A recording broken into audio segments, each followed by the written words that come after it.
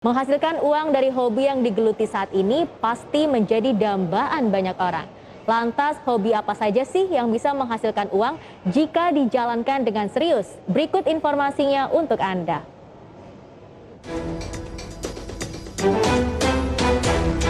Menghasilkan uang dari hobi yang digeluti saat ini pasti menjadi dambaan banyak orang.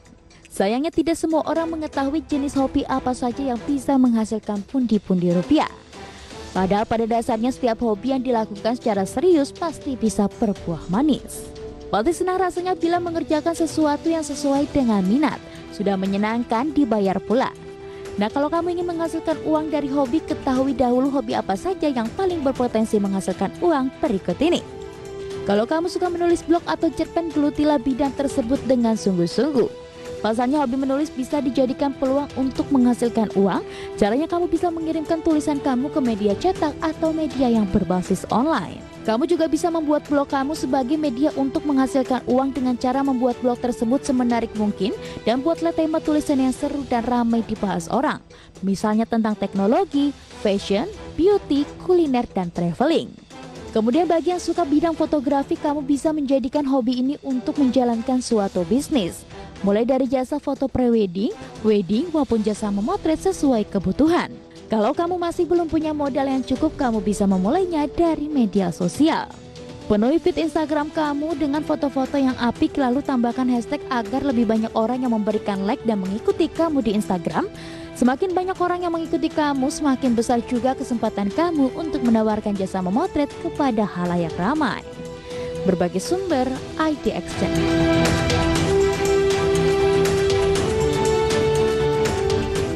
Wah, pemirsa, seru ya, ternyata hobi memotret ya ataupun hobi menulis nih kalau diseriusin bisa jadi ladang bisnis dan juga bisa mendatangkan cuan yang cukup besar. Lumayan tuh pemirsa, daripada Anda suka nulis-nulis gak jelas, curhat-curhat gak jelas di status WhatsApp atau mungkin di Instagram atau mungkin komen-komen gibah di feed Instagram orang, lebih baik cobalah ciptakan tulisan yang menarik, kemudian yang kreatif dan juga bisa bermanfaat bagi banyak orang. Kemudian tawarkan hasil karya yang sudah Anda buat ya ke beberapa media, kemudian ke beberapa majalah. Siapa tahu nih Anda beruntung, kemudian karyanya digunakan gitu ya, disukai dan akhirnya bisa mendatangkan pundi-pundi rupiah untuk diri Anda sendiri. Dan tentunya pemirsa, gak cuma jadi fotografer ataupun penulis sebenarnya, hobi yang bisa dijalankan tapi bisa mendatangkan cuan yang cukup besar. Ada beberapa hobi lainnya nih pemirsa, dan sebenarnya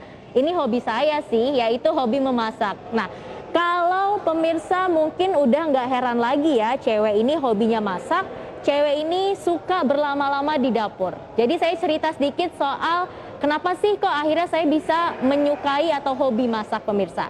Ini berawal dari tahun 2019, ketika saya lagi skripsi waktu itu ya, lagi mau nyelesain skripsi S1, dari pagi, siang, sore, malam kerjaannya cuma di depan laptop doang. Saya jenuh dong pemirsa, bosen gitu ya, pengen melakukan kegiatan lainnya atau aktivitas lainnya nih pemirsa.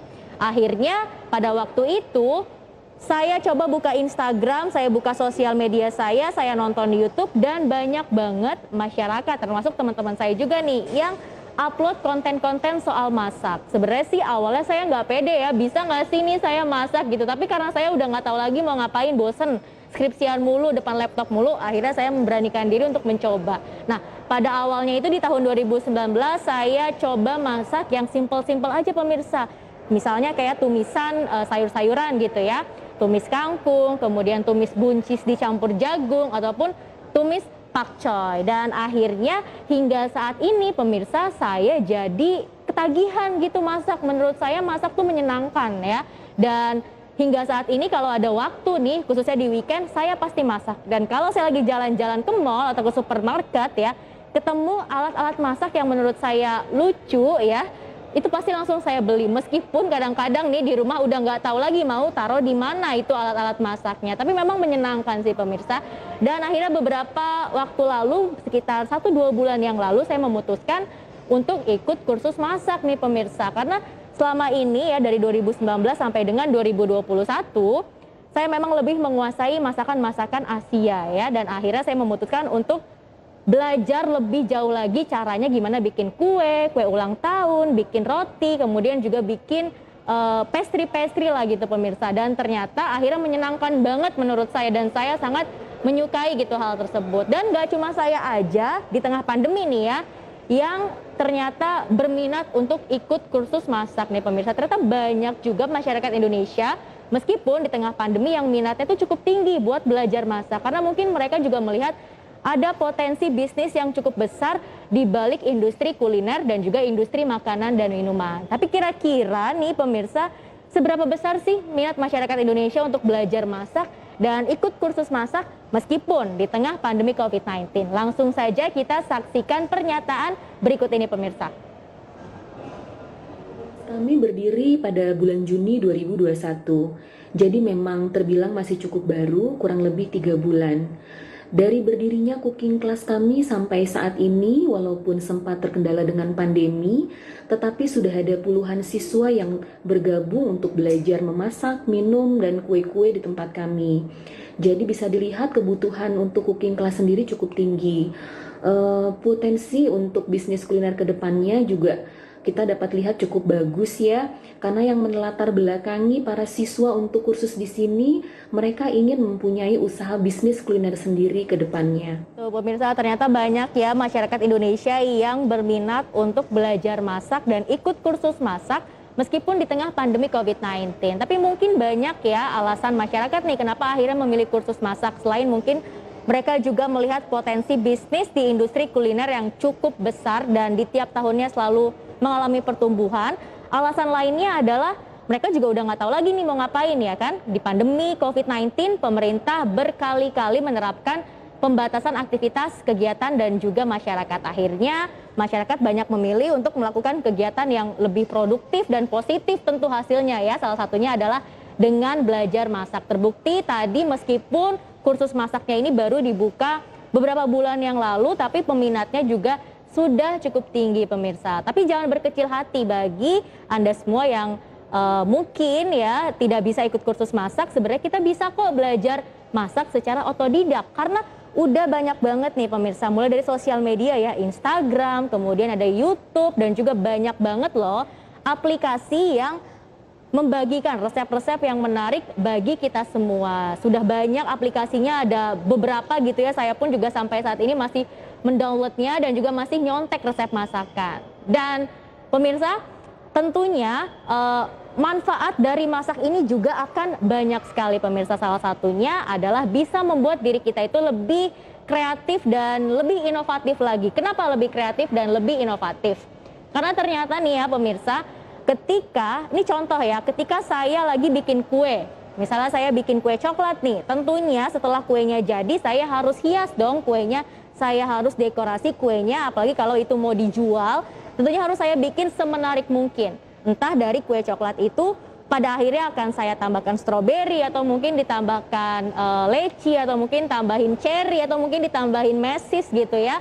Itu meningkatkan daya kreativitas kita gitu. Jadi kita tuh dituntut gimana caranya hasil masakan kita tuh semenarik mungkin ya, biar orang tuh kalau lihat kayaknya pengen dan ngiler dan langsung lapar gitu pemirsa.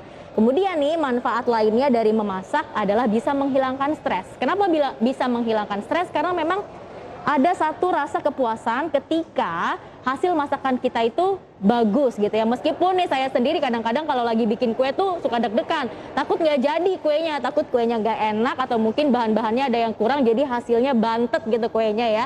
Tapi kalau udah ngeliat nih hasil kuenya bagus, rasanya enak, banyak orang yang memuji gitu ya, pasti ada rasa kepuasan dari dalam diri kita. Dan tadi juga saya sudah sempat bilang ya, sebenarnya kalau mau belajar masak itu bisa otodidak gitu pemirsa. Dan banyak loh chef-chef di Indonesia ini yang ternyata nggak ikut kursus masak tapi belajar otodidak, tapi akhirnya bisa sukses gitu pemirsa hasil karyanya. Nah siapa saja kita langsung saksikan dalam infografis berikut ini pemirsa. Yang pertama adalah Lord Adi pemirsa. Nah Lord Adi ini merupakan finalis top 3 dari MasterChef Indonesia season 8 gitu ya. Lord Adi ini memiliki nama asli Suhaidi Jamaan. Jadi awalnya nih Lord Adi adalah seorang petani cabai di Sumatera Barat. Kemudian awalnya kenapa suka masak? Karena suka membantu ibunya memasak gitu ya. ibunya ini adalah seorang penjual makanan di Malaysia dan akhirnya Lord Adi ini mengikuti jejak ibunya, merantau ke Malaysia selama 30 tahun kerja di restoran.